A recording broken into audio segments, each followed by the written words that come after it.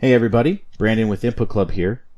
We're going to continue covering how to use the configurator now. We're going to cover in this section locking, latching, and function layers. So the lock, the latch, and the function layers down here. So you can see on the default layout that there's an F1 function layer number 1 assigned here on the TrueFox layout to layer 1.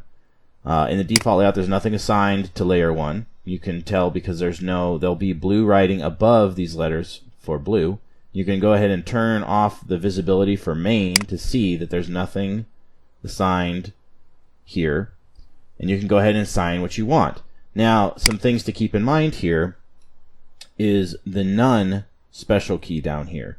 So this key is important because all of our firmware is fall through. So what that means is if I assign a bunch of things here, like let's say I want an arrow cluster right here on my home row, and I assign them to layer 1. And if I push F1 down here, if I push the function 1 layer, I will only get these letters that will change. Everything else will remain the same. So I could continue to hold F1 and push all these other letters and numbers, the ones that don't have an assignment. They work just as they are. Now, if I turn off here and I don't want that fall through to happen and I want these to all be blank, I have to go and assign none to all of the other keys so that there's no fall through.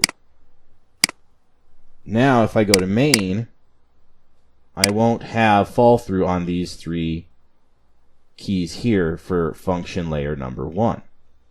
So if I push F1, I'm pushing and holding function layer number 1. I now get no fall through on these 3 keys, and I get an arrow cluster over here, and everything else remains the same on the keyboard.